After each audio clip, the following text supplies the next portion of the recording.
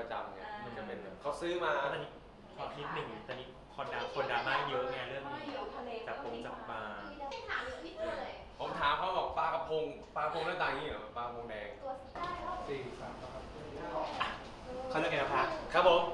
กับเรื่องดราม่าอยู่ก็กลายเป็นดราม่าใช่ไหมในเรื่องที่โพสต์รูปถือปลาหลายคนก็ดราม่าช่วงแรกกันนะ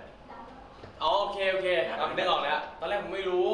คือต้องไปถ่ายรายการ The First ใช่ไหมครับก็ผมขึ้นจากเรือมาแล้วก็เลยเข็นคนพนักงานโรงแรมเขาเข็นปลามาคือมันตายแล้วก็มีทั้งปลาทูน่ามีทั้งปลาผมก็ไม่รู้ว่าปลาอะไรก็เลยไปหยิบมาถ่ายในรายการแล้วก็เลยให้เขาถ่ายรูปให้ผมก็เลยโพสอะไรอย่างเงี้ยครับก็พี่ป้องก็เลยมาแซวผมก็อุ้ยพี่ผมไม่รู้เลยว่าแต่เพราะผมไม่ได้จับมาไง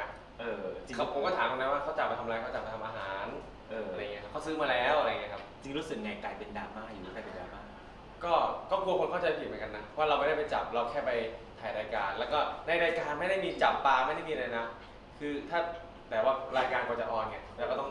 งรีบบอกคนอื่นก่อนว่าผมไม่รู้เรื่องนะนี่คือทางโรงแรมพามาทำอาหารอะไรเงี้ยครับใช่ก็คือว่าที่มาลดีฟนะครับไม่ใช่บ้านเราครับตกใจไหมฮะอิวก็ตกใจครับตอนแรกตกใจเลยปล่อยน้องอยากปล่อยเหมือนกันแต่ว่าน้องเขาตายแล้วนะครับผมก็ทำท่าไปปล่อยนะเขาบอก you have to pay me นะ I pay for this นะอะไรเงี้ยผมว่าโอเค I'm just kidding อะไรเงี้ยครับก็เลยแต่ว่าเราโพสไงมันคนก็ยังไม่รู้ว่าที่มาที่ไปเป็นไงเพราะเราไม่ได้อธิบายอะไรเงี้ยครับก็ดีครับผมครับที่ได้อธิบายครับผมมันสบายผมไม่ได้ซีเรียสนะเพราะเราก็รู้แล้วว่าเราไม่ได้ทำผิดที่รู้สึกไงบ้างตอนนี้คือกลายเป็นแป๊บนึงก็ดราม่าตลอดในโลกโซเชียลก็เป็นอย่างนี้นะครับก็คนเห็นปุ๊บแล้วก็ตัดสินแค่นั้นเลยอะไรเงี้ยแต่ว่าเราก็อธิบายได้แล้วก็เราก็มั่นใจว่าเราไม่ได้ผิดอะไรเงี้ยครับแต่ว่าถ้ามันไม่ดีถ้ามันแรงจริงลบออกก็ได้ครับผมจริงมันต้องระวังตัวมากขึ้นในการโพสต์แต่ละครั้งจริงๆผมโพสต์ปลาผมไม่คิดว่าจะเป็นดราม่านะเพราะว่ามันเป็นปลาที่เขามาทำอาหารอะไรอย่างเงี้ยครับผมก็เลยก็อาจจะต้องแต่ว่าผมระวังอยู่แล้วเวลาจะโพสต์อะไรครับแต่ว่าครั้งนี้ไม่รู้ว่าจะเป็นดราม่าไงครับก็เลยงงครับนั่นเองแต่ก็เข้าใจเขานะว่าคนที่เขาก็อนุรักษ์ปลาทะเลเนี่ยมันก็หายากแต่ว่าอยู่ที่มาลดีฟผมก็ไม่รู้ว่าเขามีกฎหมายอะไรยังไงก็มันก็ไม่เหมือนกันในแต่ละประเทศเลยครับครับ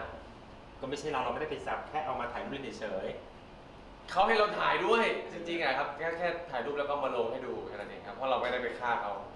นะครับเราก็มีอธิบายให้พี่ป้องเองให้คนนู้นคนนี้ได้ภูมิกับก็มาถามภูมิกับว่าเต้าอะไรเนี่ยนี่ไงนักอนุรักษ์มาเองไม่รู้ครับทางโรงแรมก็จะมาทำอาหารเลยแล้วก็อธิบายจริงๆแล้วก็พูดตามความจริงแค่นั้นเองครับไม่ได้ซีเรียสอะไรไม่ครับไม่ซีเรียสครับเพราะเราไม่ได้ทำติดตามข่าวบันเทิงพี่นายตะเทนแชนแนลอย่าลืมกด Subscribe กันด้วยนะ